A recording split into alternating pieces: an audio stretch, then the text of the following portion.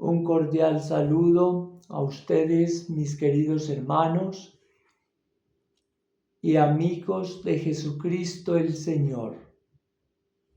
Hoy la liturgia de la palabra para el domingo 20 del tiempo ordinario en el ciclo C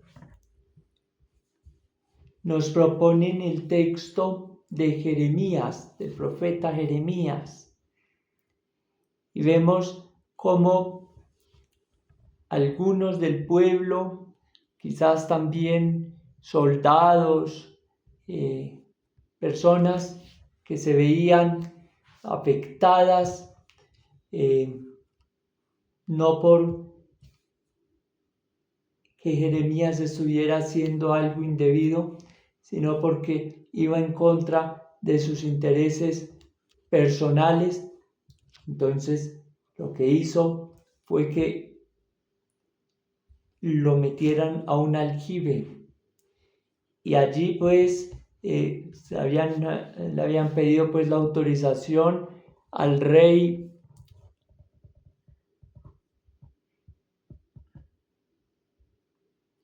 Sedecías, Entonces, después van un sirviente, dicen que es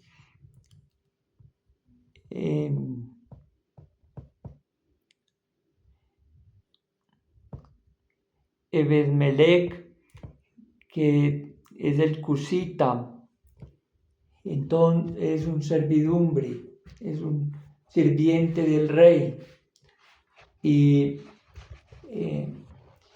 va y le ruega al rey que van a dejar morir a Jeremías de hambre. Y pues el aljibe es un pozo y pues estaba vacío de agua, pero estaba con lodo y se estaba hundiendo. Y estaba pues la escasez del pan en ese entonces. ¿Qué nos podría quedar de este texto? Primero, que el rey sabe hasta dónde llega su límite. El límite llega hasta donde le permite la ley. Y entonces dice él,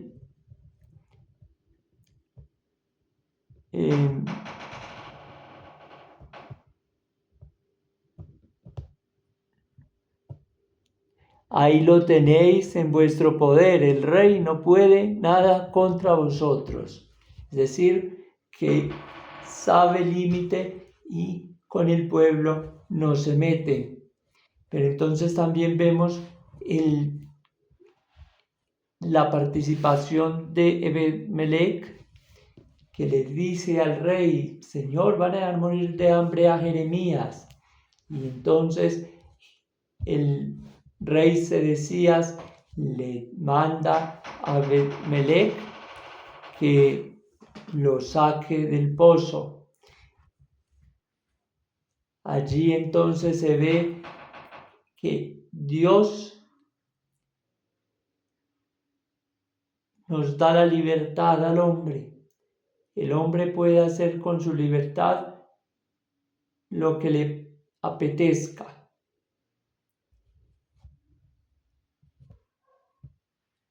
Dios no irrumpe en su libertad.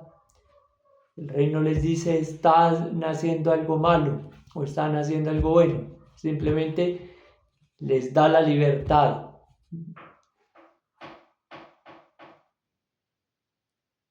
También entienden que por la ley no lo podían matar. Irrumpían contra la ley. Entonces van y lo meten a un pozo a que se muera solo.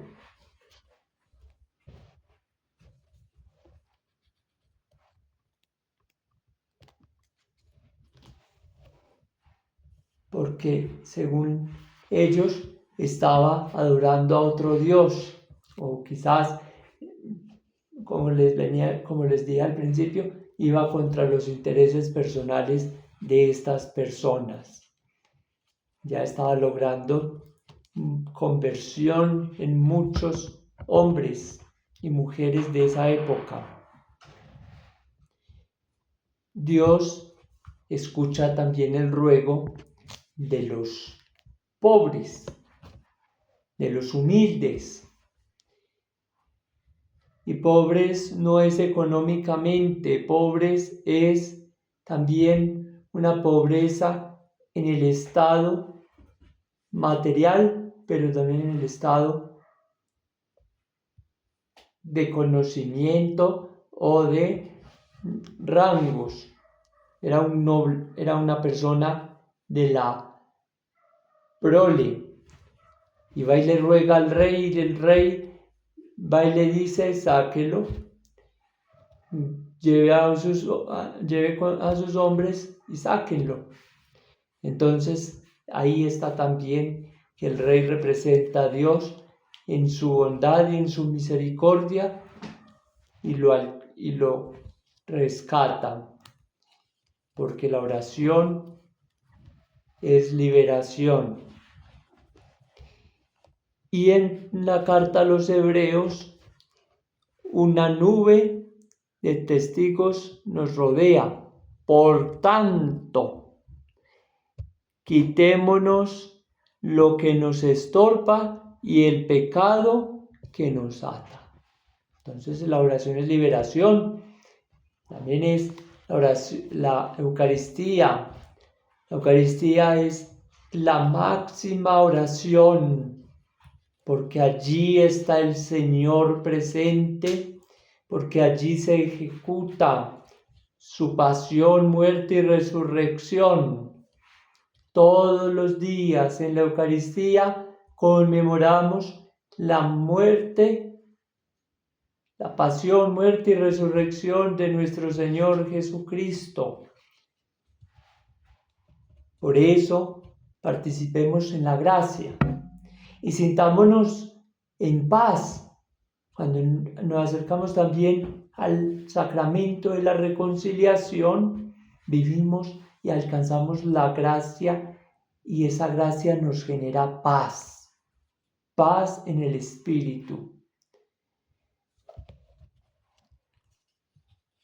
Entonces entendemos que hay que quitarnos todo lo que nos estorba, lo que no nos hace bien, los rencores, las envidias, las banalidades, todo lo que representa en sí una preocupación más por el bienestar propio que por el bienestar de los demás. Debemos también ocuparnos de ayudar y compartir con los hermanos. Y el Evangelio de San Lucas es un evangelio de la misericordia que a luces humanas se podría interpretar erróneamente, porque podríamos decir: bueno, Dios está a favor de la guerra. Es lo contrario. El fuego que quiere que arda el Señor es el Espíritu, y cuánto desea que estuviera ardiendo. Es el Espíritu Santo. Recordemos que el Espíritu Santo se representa en el agua, en el fuego, en el aire. También se representa en la nube. Entonces, mis queridos hermanos, ahí se conjuga un elemento primordial para nuestra vida. Si nos falta la luz, no vemos. Necesitamos el Espíritu Santo para dar claridad y sentido a nuestra vida. Luego dice, Jesús es el profeta. Jesús anuncia su pasión, muerte y resurrección. Después del bautismo, voy a ser bautizado. Y qué angustia hasta que se cumpla. Qué angustia. Porque él sabía que ya era un preámbulo para hacer para configurarse más con el Padre y hacer su voluntad, que acarreaba su pasión, muerte y resurrección. En nuestro bautismo, eso es lo que representamos, un compromiso con Jesús, un compromiso con la iglesia, un compromiso con la sociedad.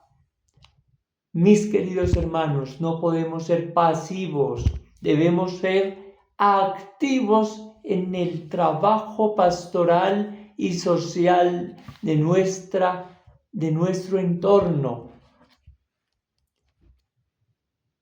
Jesús, con el bautismo, ya estaba anunciando que lo iban a traicionar a muerte. Hoy estamos viviendo guerras mundialmente. Israel con Gaza, Rusia,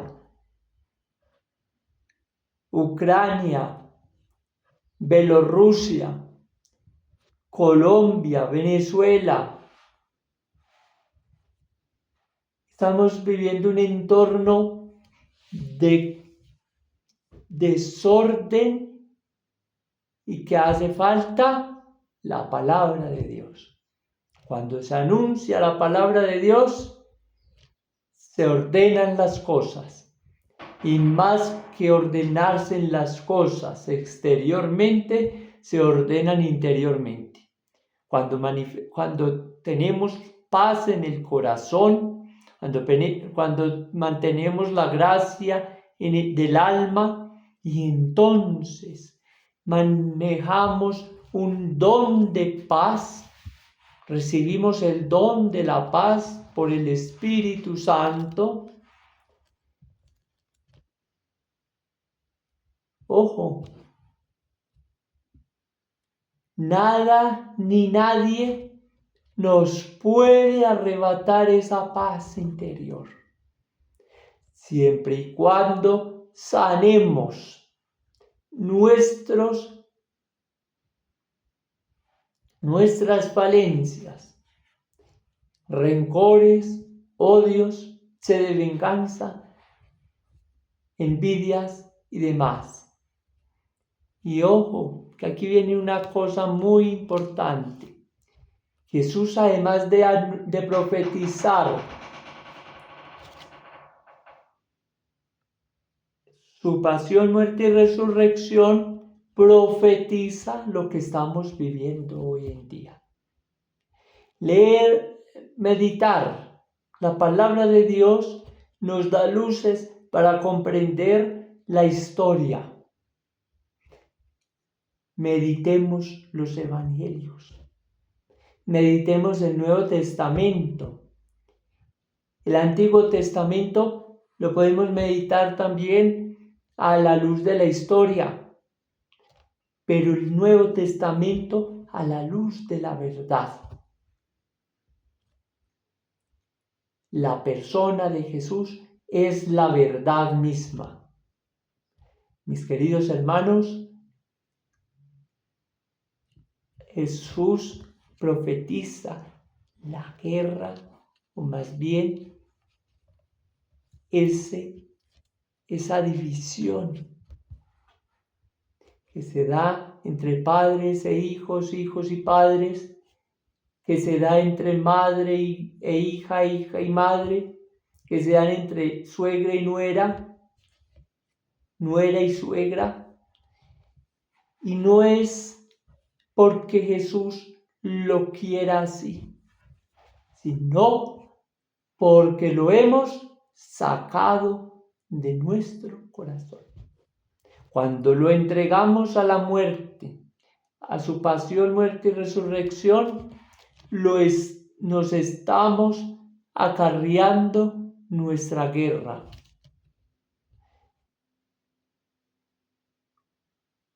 Por eso, estar en la gracia del Señor nos ayuda a permanecer en la paz.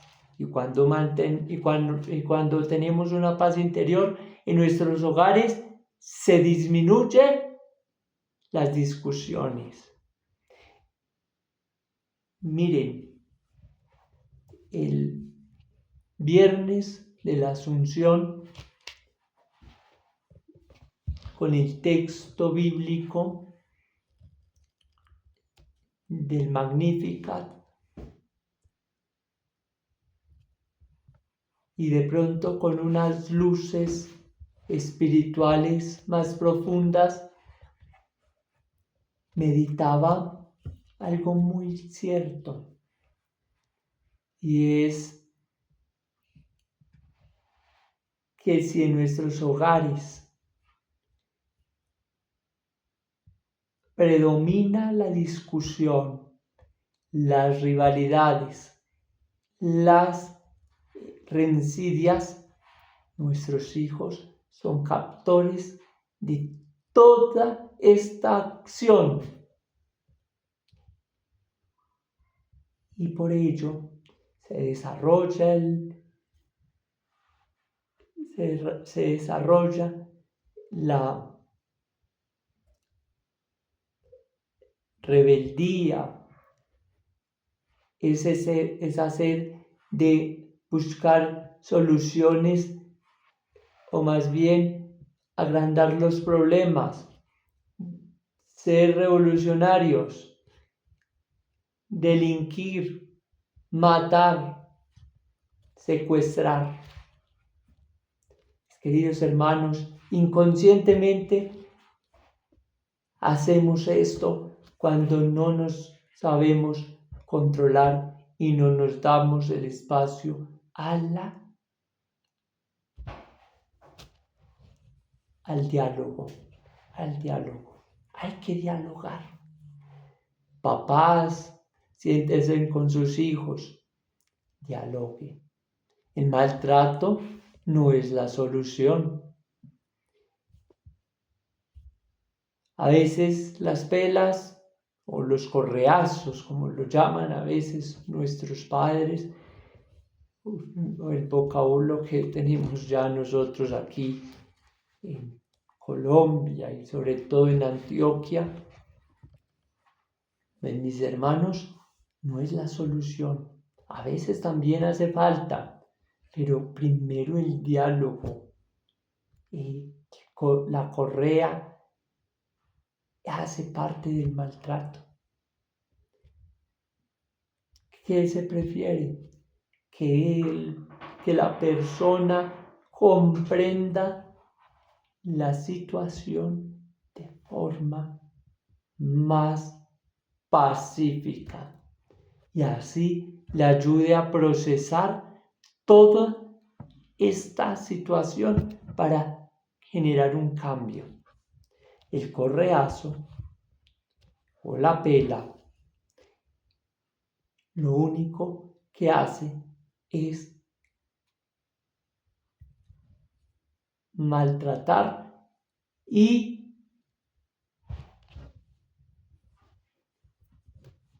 reprimir ciertas acciones, ciertos sentimientos, y nos hacen ver todo malo. Y tampoco es esa la forma, porque entonces hacen que sus hijos vayan por el camino cabizbajos, tristes, aburridos, de pronto melancólicos o heridos. Y entonces por dentro hay un ardor, pero de rabia, de resentimiento. Y entonces eso no lo queremos despertar nosotros en nuestros hijos y menos hacia nosotros mismos. Pero la cuestión es que como somos los papás, pues entonces el hijo siempre va a tener esa autoridad de miedo a la autoridad. Y lo que va a hacer es que lo va a desplazar hacia la sociedad. Entonces ese rencor, toda esa rabia, toda esa ira sale a hacer daño a la sociedad. Por eso tanto matoneo en los colegios.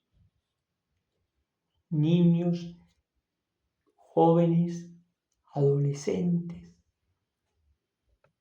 haciendo matoneo en los colegios, porque no se abre el diálogo en la casa, porque no hay formas también recreativas, no solamente de encerrarlos en sus obligaciones, sino también abrirlos a ocupar su espacio en un parque de diversiones, que ellos también recreen su espíritu, pero también la Eucaristía. La Eucaristía es un fundamento espiritual tan grande que da luces a todas las situaciones del hogar, de la sociedad. La familia hace parte de la sociedad. La familia es la puerta para que en la sociedad haya paz o haya guerra. Es en la familia. No echemos culpas ni a funcionarios ni a dirigentes, no. Que más bien comprometámonos y asumamos el rol dentro de la familia. La familia hoy está muy descuidada y hoy particularmente quiero llegar a muchos hogares con este mensaje, porque verdaderamente hay necesidad pastoral que acompañe familias, que acompañe procesos, que hayan visitas regulares a los hogares. Qué bueno que se diera la oportunidad de que se vaya participando en una casa, un grupo pastoral, vaya acompañado de su párroco, de un sacerdote, casa por casa, yendo inicialmente con el sacerdote para que los presente y los conozcan. No haya posibilidades a engaños ni sacerdotes falsos. Ojo, conozcan a los sacerdotes de su parroquia. No se dejen engañar. Hay sacerdotes que hay personas, fieles laicos, que pierden los escrúpulos y engañan personas sin ser sacerdotes. A veces, frustrados, van y tocan la puerta y le dicen: yo soy sacerdote. O a veces uno, en el afán de que porque el sacerdote de la parroquia no puede celebrar en la casa, entonces voy a buscar otro sacerdote y de pronto me presentan un sacerdote falso que ni he distinguido. Muy bueno tener sacerdotes amigos.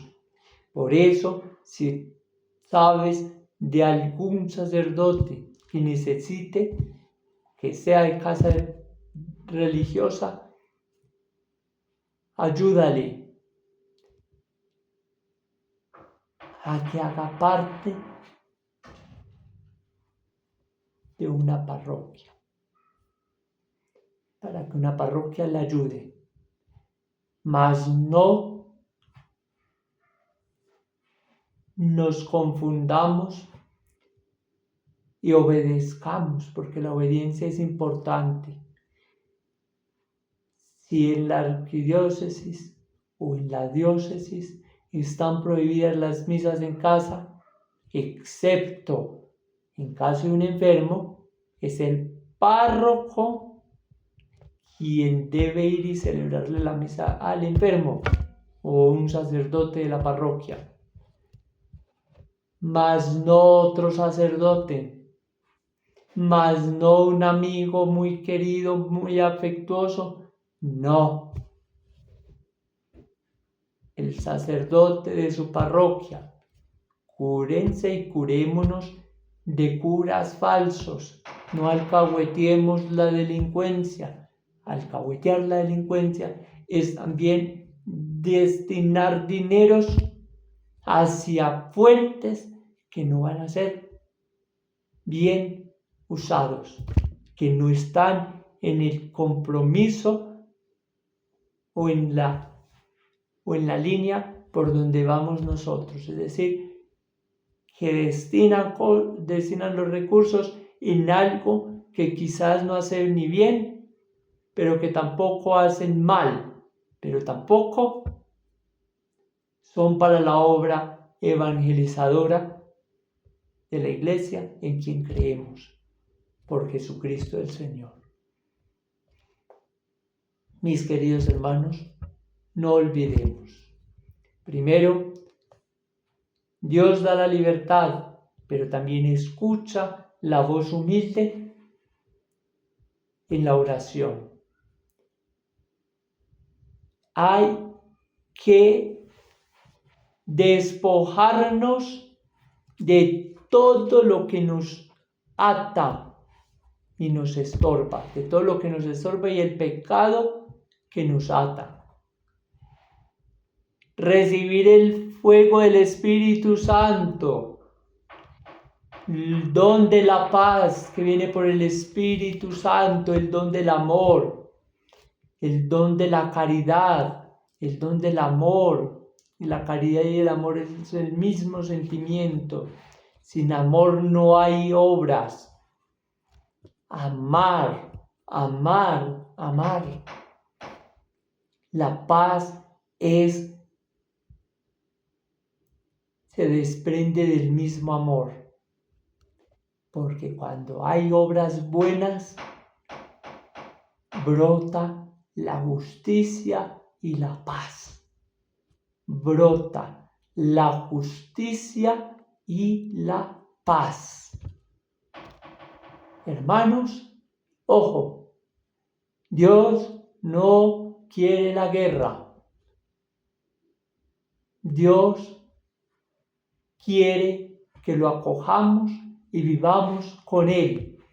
Donde está el Señor, hay paz, hay bienestar, hay libertad y sin embargo hay también